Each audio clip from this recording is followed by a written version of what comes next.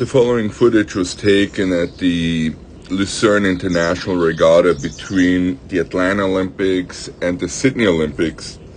The finals, me against Rob Waddell, and the others were Eatstok Chop. All of them had won the world championship at one point here. Rob is the man up and coming. And we passed the 1,000-meter mark at 3 minutes and 30 seconds.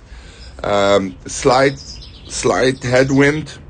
And the reason I'm showing this is because, well, here's my lovely wife and my daughter Georgia and my wonderful mother-in-law. They all came over. This was certainly the first time that I was competing as a married man. Reason I'm showing this is because I rode as I rode because of a very ultra efficient rowing stroke that was taught to me by Harry Mann and subsequently by Marty Aitken. And we are pushing here in the second half of 1,000 meters, shoulders low. The breathing is controlled. The stroke rate is obviously almost lower than Rob's. And I can feel Rob next to me big time. Because at that point he was already sub 540 and I was not. I was also 10 feet shorter than he is. Chop in the foreground. So when you watch me row, the goal is to always minimize the pull before the push. And driving next to Rob here, he was helping me pace into this headwind. You see the ripples here. And driving the stroke, pushing, burying every finish that I could. At this level here, started attacking quite heavily. And the pain in the body is, the body wants to explode at this point, right? And he might have even pulled ahead of me here a little bit. So I had to counter with a higher stroke rate, but also more of a combination of a draw push. Because when you start combining the draw and the push, or the push and the draw, the speed of the handle starts increasing. I cannot outreach Rob. Rob is 2 meters tall and I was 1.90 meters. So the only way for me to be able to fight him off was to start combining pushing and drawing, even though very subtly. And this is my brother-in-law Keith there.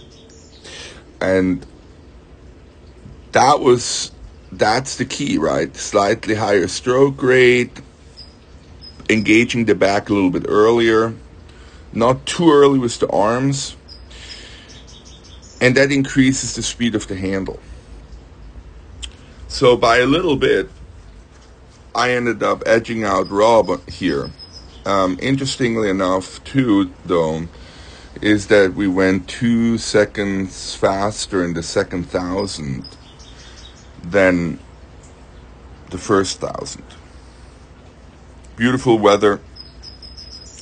I had won the International Road Series Regatta, I think, in 94. And this was my second time winning it. What surprised me watching the footage again here is that I'm not flailing around. Die Schweiz vor Neuseeland, die beiden eine Klasse für sich. Good job, Rob! Karina hat sich Erin, my wife, watching me row by. It's kind of fun to watch these images. The slow motion, the traditional slow motion. Shoulders low, trying to keep those arms from interfering with the leg drive. A lean a lean me because I think it was I started training again on August 1st, 1997, and this is roughly July 1998, and I had lost 40 pounds of weight. So I took a year off after the 96 Olympics, and I ended up losing 40 pounds. So if we go back to this part here, because I think for the people who are not as tall in the sport of rowing, it's very important to realize that when you are properly geared, you can move as fast as people who are taller. Okay. The key is to make sure that when you're driving, you are going to need to be in the water early on in the body movement, so you have maximum compression left to drive the legs. Make sure you're not interfering with the push, and try and get the blades to stay in as long as possible. Again, if Rob, when I stand next to Rob, I'm his little child. He's such a big man, but that's vertical.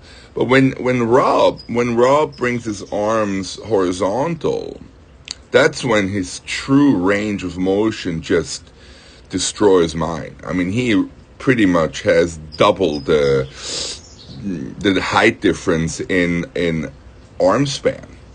So driving the stroke, making sure that you get that forward body angle before the rise of the knees, right? And driving it. It's a fantastic bit of footage here.